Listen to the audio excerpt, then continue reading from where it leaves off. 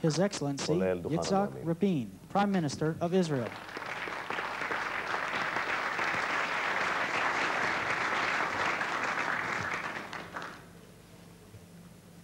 First, the good news. I'm the last speaker.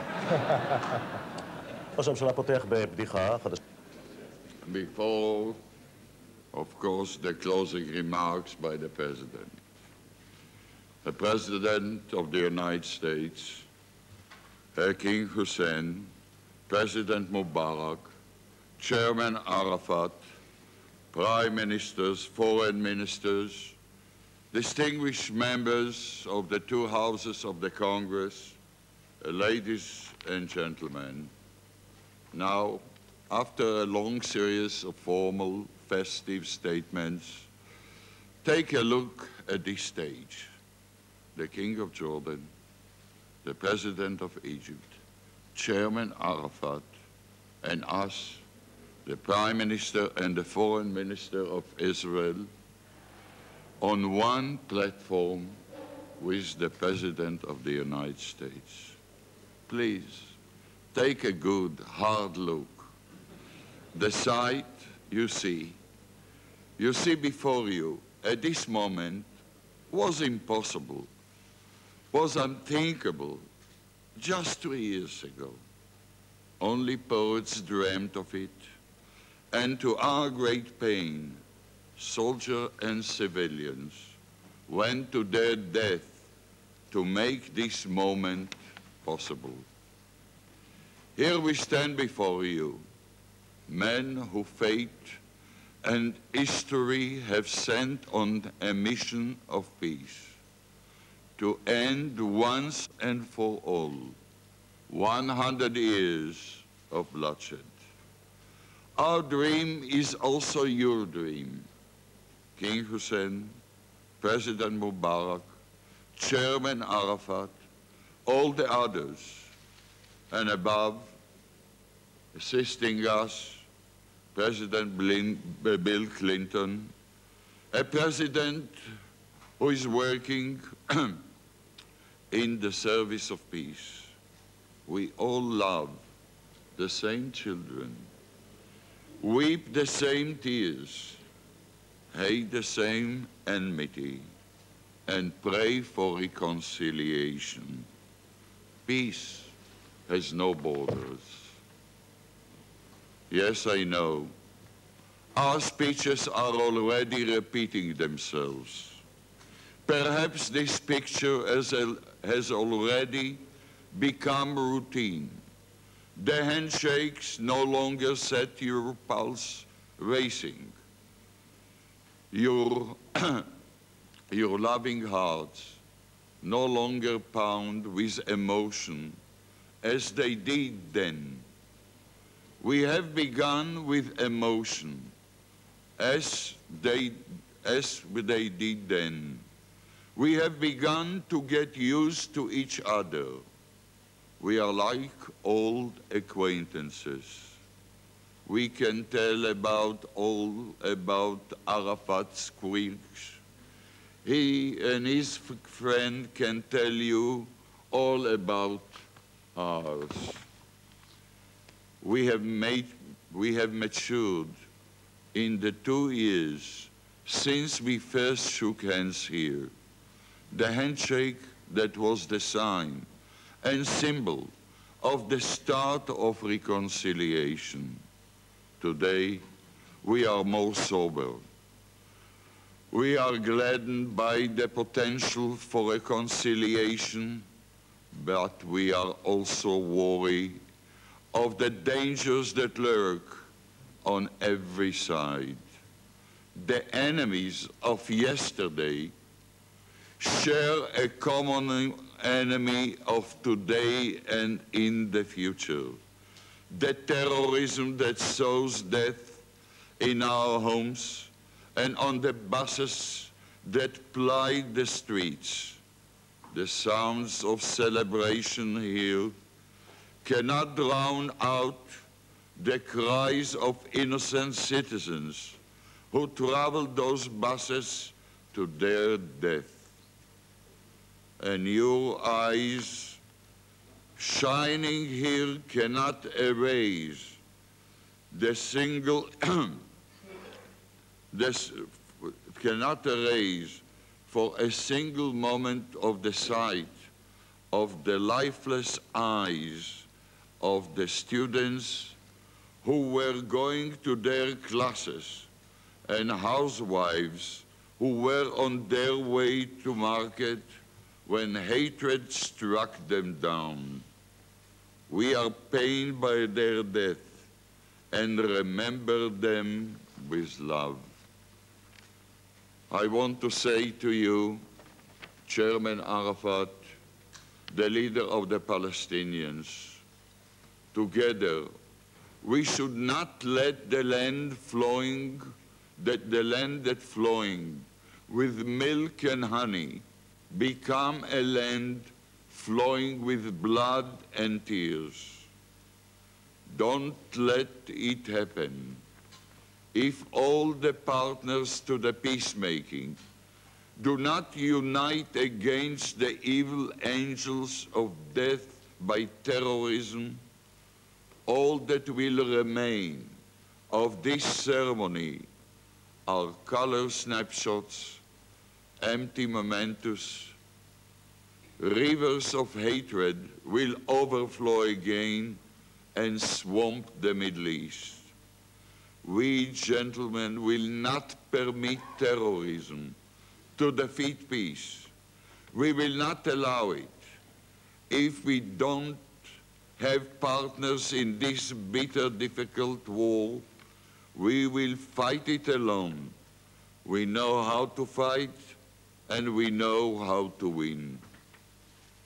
My brother Jews, speak through the media to you. Thousands of years of exile and the dream of generations have returned us to our historic home in the land of Israel, the land of the prophets.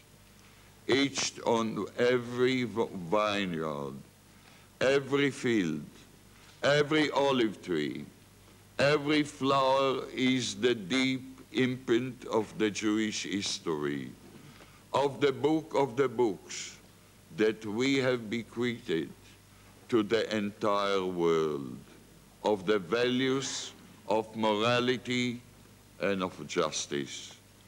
Every place in the land of the prophets, every name is an integral part of our heritage of thousands of years, of the divine promise to us and to our descendants. Here is where we were born. Here is where we created a nation. Here we forge a heaven for the persecuted and build a model of a democratic country.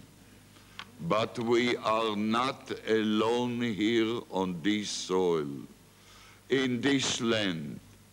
And so we are sharing this good earth today with the Palestinian people in order to choose life. Starting today, an agreement on paper will be translated into reality on the ground.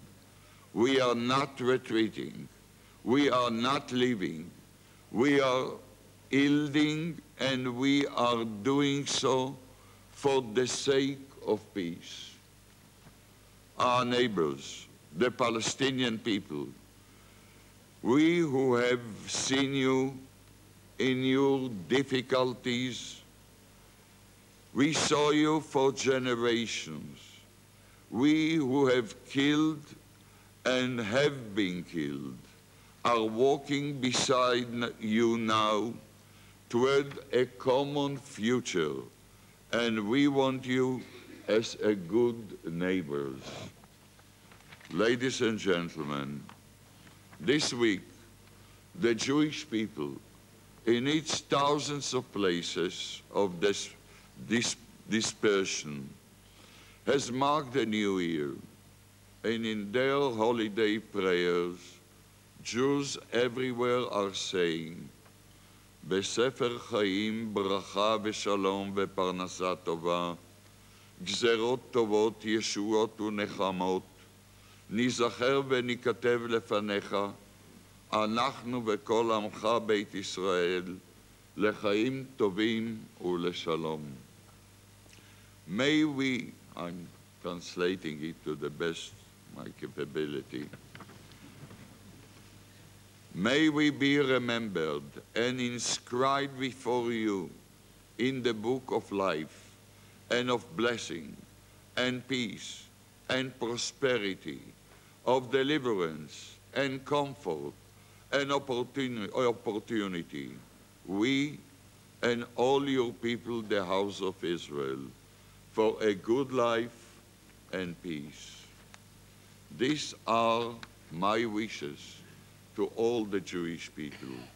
These are my wishes to all the citizens of Israel. A good life and a peace. These are also our wishes to our neighbors, to all the world peoples. A good life and peace. Ladies and gentlemen, look at us again. Look at this scene on the stage, here in the White House. You are not excited anymore. You have grown up accustomed to it. But in order for peace to be completed, in order for this picture to be completed, and for the Middle East to become a jewel in the world crown, it still lacks two people, the President of Syria and the President of Lebanon. I call upon them to come and join us, to come to the platform of peace. Ladies and gentlemen, if and when this happens, we will again ask President Clinton to be our gracious host. We will again ask King Hussein, President Mubarak, Chairman Arafat, and all the others to return here, to be partners in the glorious picture of all the peoples of the Middle East dwelling in security and peace. Ladies and gentlemen, let me extend my wish to all of us that we may meet here again and soon. Happy New Year, Shana Tova. בוא נשמע עוד את דברי הסיכום של נשיא ארצות הברית ביל קלינטון. Thank all of our guests from across the world who have come here to be a part of this and to wish קלינטון מנצל שוב את ההזדמנות להודות לחבריו מכל העולם, כפי שמכנה אותם, שבאו להשתתף באירוע הזה, לתרומתם לתהליך השלום. הרשו לי להודות במיוחד לחברי הקונגרס משתי המפלגות שהגיעו לכאן, ליהודים אמריקנים, לערבים אמריקנים, שנמצאים בקונגרס האמריקני. מודה להם לתמיכתם. כמובן אסור לשכוח שזו שנת בחירות גם בארצות הברית. has given way to a global village כאשר המלחמה הקרה מתחלפת בכפר גלובלי. and dispersed all across the world. The United States is honored and obligated to be a force for peace. ארצות הברית לוקחת על עצמה את הכבוד ואת המחויבות להפיץ את השלום מדרום אפריקה לבוסניה להאיטי. Fighting against terrorism and organized למלחמה בטרור, להגבלת השימוש בנשק קימי וביולוגי. This is special. אבל זה מיוחד. For it is in this place that those of us who believe that the world was created by, is looked over by, and ultimately will be accountable to one great God, all of us came from there. Whether we find that wisdom in the Torah or the Koran or the Christian Holy Bible, if we could all learn in that place to find the secret of peace, then perhaps the dream of peace on earth בין אם זו הברית הנוצרית, בין אם זה הקוראן, אם אנחנו נוכל למצוא שם את התשובה לשלום, וההמשך מובן.